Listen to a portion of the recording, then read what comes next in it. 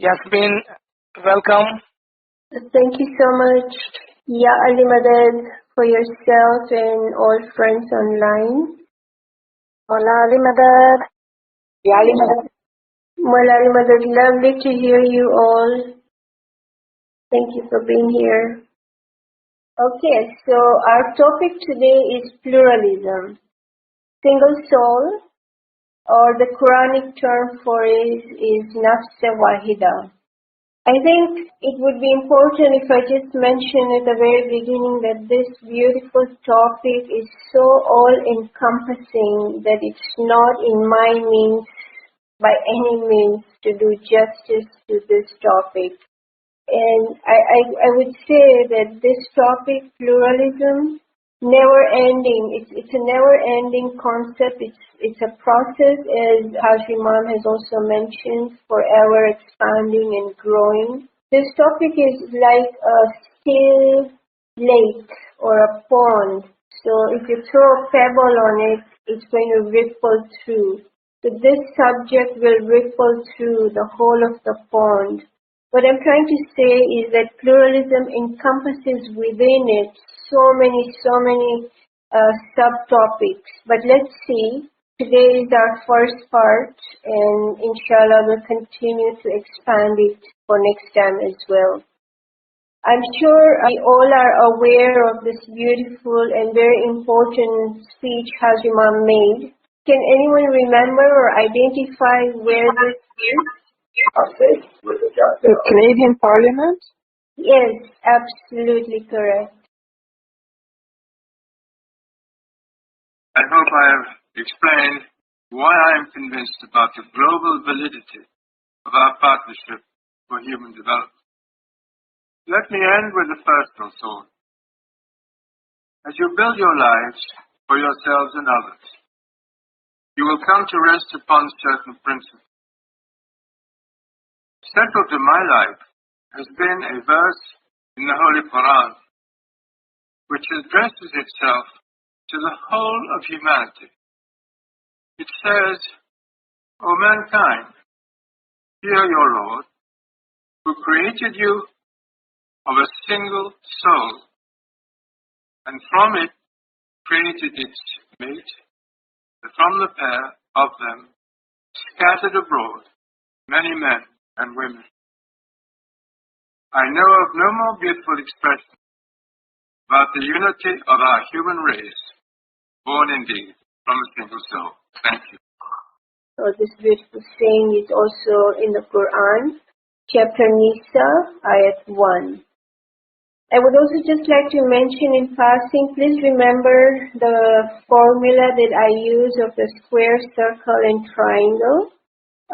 Which reminds us that the human being or the human body is a junction of body, soul, and intellect, and therefore everything has these three layers, right? So when Imam is talking about we are all born of single soul, how is that possible physically, spiritually, and intellectually?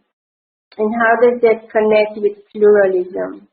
So what is pluralism? And understanding pluralism in the context of Imam's speech is what I'm going to cover today. Dr. Rabina will be talking about understanding pluralism from the context of the Holy Quran. Okay, so what is pluralism? And I'm sure we all know the difference between diversity and pluralism, right?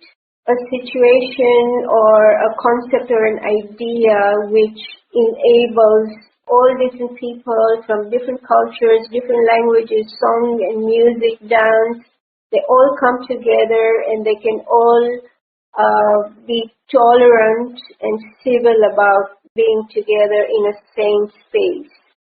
What diversity is not is always accepting. It may be tolerant, but it doesn't necessarily accept the differences of each other. Whereas in pluralism, it actually goes a step beyond and it's an interaction, right? So let's look at what is universal pluralism. So for me, universal pluralism is a practice of understanding diversity of human society. So it's a given, right, that human beings are diverse. And so understanding that diversity, which is part of human society, is pluralism. It's universal pluralism is what I call it. So to understand and realize all the different languages, traditions, cultures are actually a divine gift. Okay?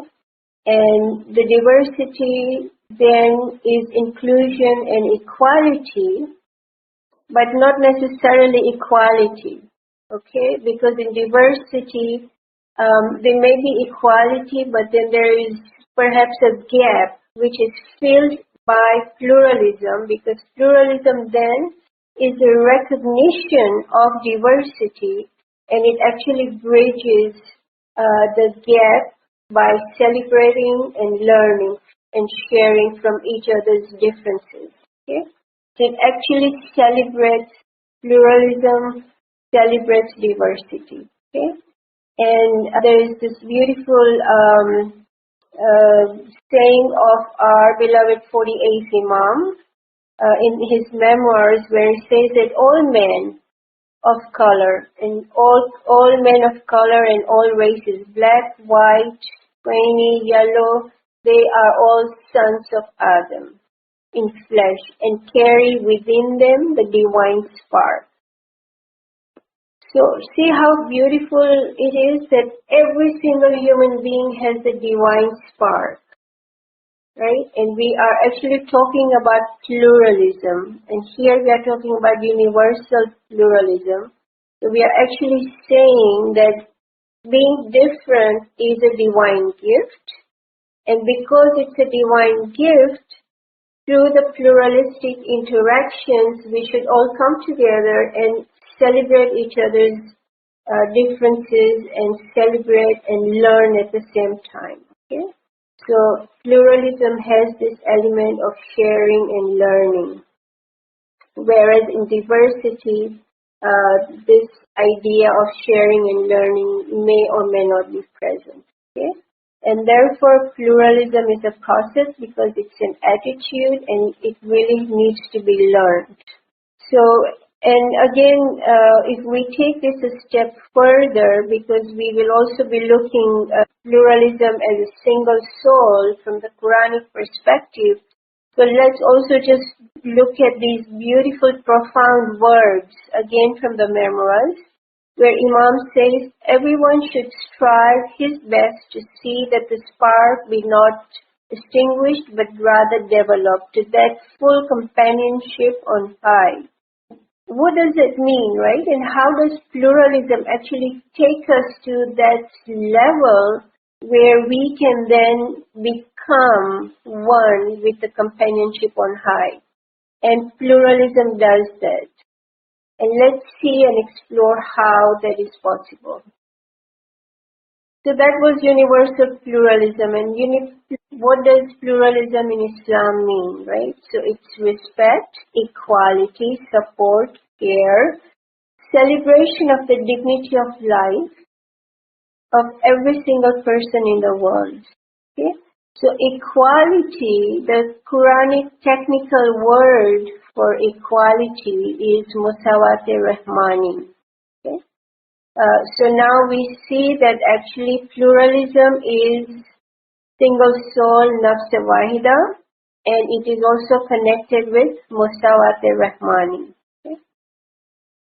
And there's a beautiful expression of equality where our Prophet says that all people are God's household, and the most beloved to God is the one who helps his household and makes them happy.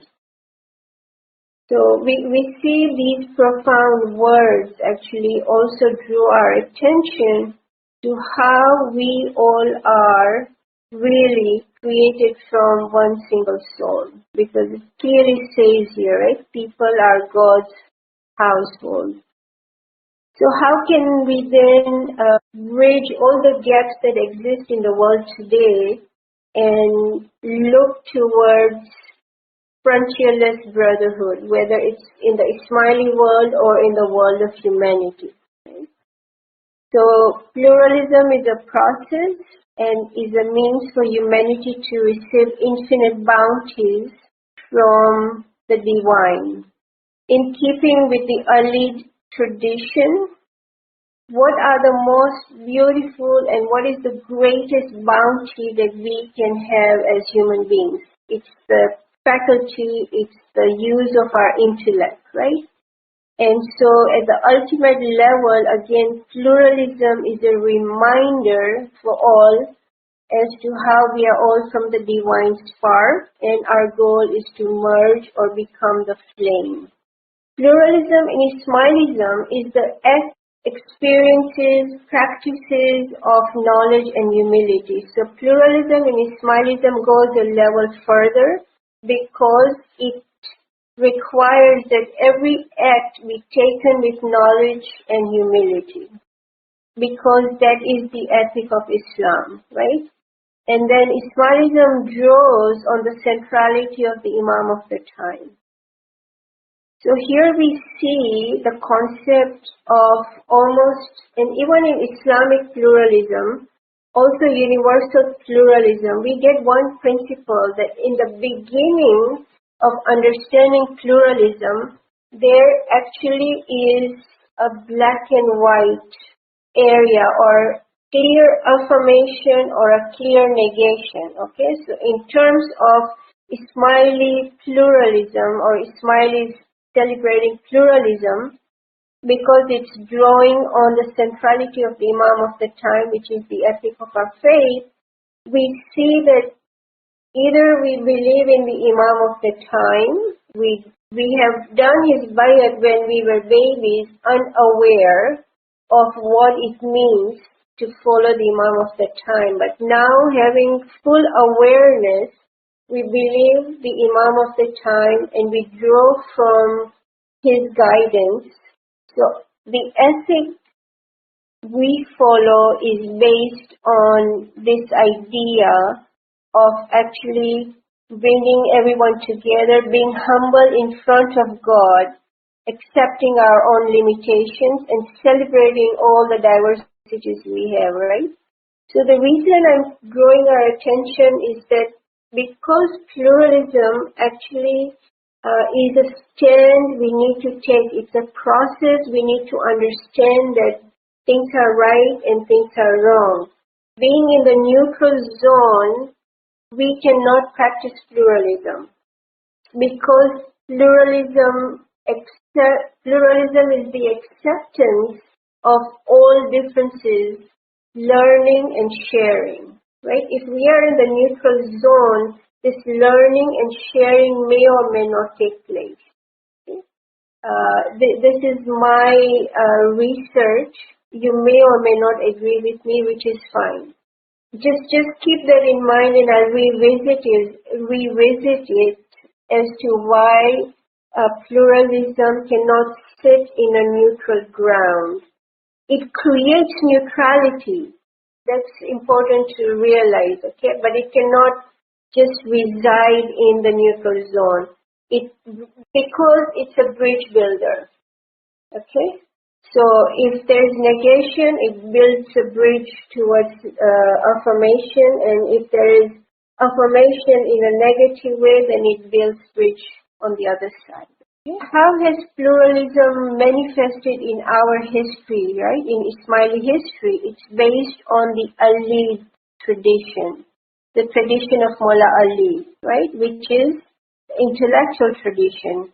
And it brings lots of opportunities because in the Ismaili world, we see pluralism in play, right? Active demonstration of pluralism in a most beautiful manner is seen even during the Diamond Jubilee time, right? How all Ismailis throughout the world, different cultures, song, music, dance, everyone, we all came together in how we celebrated, right? So that's also holding together to this rope of God, because there's a Quranic verse where God says, and hold fast Ittasimu, all of you together, to Hablillah, which is the rope of Allah, and do not be disunited or do not be divided. Okay? So why does Hablillah connect with pluralism? Pluralism is a means to achieve, to celebrate, to know how the totality of everything is. Okay? Because pluralism is equality, and in equality, the idea of being equal does not mean the idea of losing one's identity. Okay, that's important. So if you can visualize an octagon and how the octagon has different small triangles within it. Okay, so whether it's Christianity, Judaism, black, brown, white, everybody has their own different identities, but they come together in the example of the octagon to create a whole new strength. Okay? As established, everyone is the child of Adam, and so just as physically human beings have parents, physical parents, similarly we also have spiritual parents and intellectual parents, which is the nur of the Imam of the time. Okay, so the Prophet in his time and the Imam today in the cycle of Imamat. They are our parents. And according to this Quranic ayat, Al Imran 3:103, you become brothers by his ni'mat, which here means favors, okay? And there's an illustration, favors how? With teaching and guidance. Pluralism is, and how all-encompassing is, according to the Ismaili perspective. Okay? What is the purpose of pluralism? It is to better create life for everyone in society. So again, remember the square, circle, triangle. Pluralism is not limited just to physical, economic realities or cultural realities, okay? It crosses beyond all the way to spiritual pluralism and intellectual pluralism. What are the benefits of pluralism? It supports, it protects, it gives access to knowledge and imagination, creativity from all sorts of sources for the benefit of everyone. Okay? Pluralism enlightens humanity. How does it do that? Okay, so this is basically remembering that pluralistic ideas are actually driven by ethic. Okay, ethic which is rooted in the unity of the human race. Again, remember the words of Hazrat Imam, where he said there's this other idea so beautiful as the realization that we are all from the single soul. Right? Pluralism is a process, and as we see Hazrat Imam reminding us, right, that it is a commitment rooted in the essential unity of human race. As the Quran says, that we are all from the single soul. And then he talks about the cosmopolitan ethics, which basically is the balance and the understanding of rights, equalities, responsibilities, and the freedom of human dignity and human rights. Okay. Pluralism is a means of peace. Again, we go back and revisit خَلَقَكُم مِّن نَفْسٍ وَاحِدَةٍ, which was mentioned by Hazrat Imam, where we see that the whole of mankind, totally, every single thing, every single human being is born of single soul. And that means that we need to build relationships. We have to build relationships. We have to build human relationships, okay, with warmth and trust and confidence, so that the pluralistic ideas actually start to germinate, and the idea of celebrating pluralism, thinking pluralism, becomes an asset for future generations. Because remember, as I mentioned earlier, we are not born with the idea of practicing pluralism. We need to teach ourselves that pluralism is part of humanity. All the differences, all the diversities actually converge with this one idea that we all have the divine spark and we are all born of the single soul. Okay? So that's the beauty of pluralism. And at the highest level, pluralism is a symbol of monoreality. And I'll touch on that next time. Okay? So what does pluralism do though? It reminds us to act, right? So pluralism actually is a call to action. It reminds every single human being that we are born of the single soul and therefore we have responsibilities. We need to practice pluralism through integrity. We have to make sure that we become change agents, right? So if you look at our world today, if you look at the example of the Israelis and the Palestine state, when will the Palestine state actually come into existence, or will it? What can you and I do today in terms of ideas? In terms of prayers, I'm sure we all pray for peace in the whole world. But in terms of practicality, what can we do? Because remember, pluralism is a call to action, right? And remember also, I said that pluralism cannot be neutral. If I'm neutral about the Israeli-Palestine situation, then I will not act either or, right? So I need to take a stand either for Israel or for Palestine, and then bridge the gap in between. So we know that right now, actually, Israelis are taking over the livelihood of all the Palestine people, right? So that's our call to action. So pluralism actually reminds us of the equality of human beings, of the oneness being created from the one single soul, and that means we are all equal.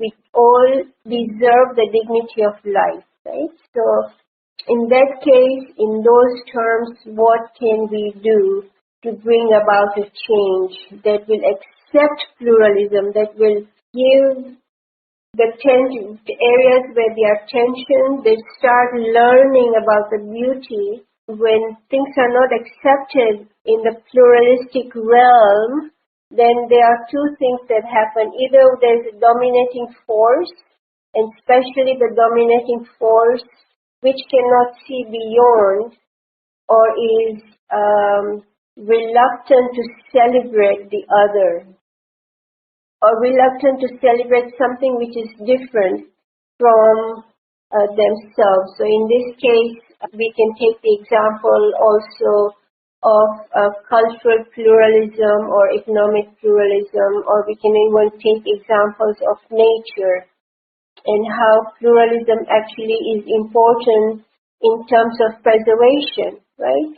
Whether it's preserving life in the ocean, or it may be desert. Pluralism actually is found everywhere, and it can be practiced in a most beautiful way, because again, pluralism is a reminder that we all need to improve, continually improve, because that's also the nature of nature, right? We find this principle in nature that everything is constantly evolving, growing, improving. So that's also what pluralism reminds us to do, right? That we need to help each other, we need to evaluate and plan in order for improvement, in order to have newer realities which will be missed if we do not learn from each other's diversities, right?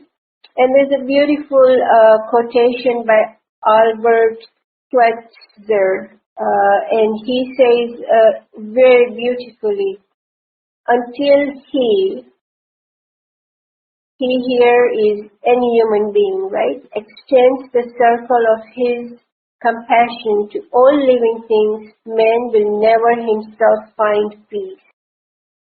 And I thought this was a really relevant quotation because it clearly talks about this element of being compassionate, right? Without being compassionate, we cannot find peace.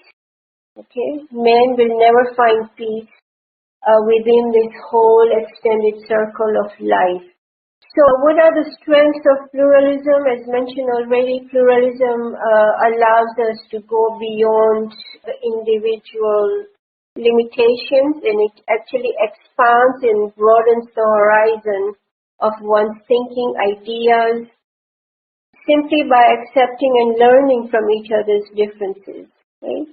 And remember, the common elements are always there, that we are all created from the single soul, we all have the divine spark, and therefore we all have the same destination where we are all aiming towards, right? So unity in diversity is to build capacities. Again, ethics, very, very important, right? And again here, Islamic ethic is not complete without humility. And the most beautiful aspect of humility is, first and foremost, to accept our own human limitations and to accept the fact that we are created a superior being, whatever you call it, right? It's God, Allah. But since on this platform we all are actually murids of the Imam of the time, so therefore it becomes even that much more beautiful for us to talk about how there is unity within the diversity. And we can all just remember Diamond Jubilee very recently, right? And we can see, feel, and even taste to some extent the unity of the diversity within our Jamaat, right? But of course, this extends all the way to the world of creation. There are many kinds of pluralisms. There's cultural, religious, economic, media, digital, intellectual. Intellectual pluralism is what I will focus on next time, because intellectual pluralism is actually monoreality, and it takes us all the way to the highest possible plane where it becomes possible for us to merge in the nur of the Imam of the time. Okay, that's intellectual pluralism. So I'll do that next time. Again, there are lots of people doing lots of things to bring about change by celebrating, by promoting, by teaching, by bringing awareness of how important pluralism is, right? So there's this book, Forms of Pluralism and Democratic Constitutionalism. There are little articles in this book, and they actually talk about the challenges of pluralism in the world. This is from the Ontario Arts Centre, as it says right here, Cultural Pluralism in the Arts Movement of Ontario. And basically they talk about how engaging and empowering communities is part of pluralism. So all the differences actually come together, and people, ideas, artists, they engage and empower each other, making the little elements grow into something new and more beautiful. And my time is up, so I'm just going to stop here. We shall all be pluralists now. I don't know, it's a question mark instead of an exclamation mark, right? Because pluralism is forever evolving and growing. It's a process. Thank you so much.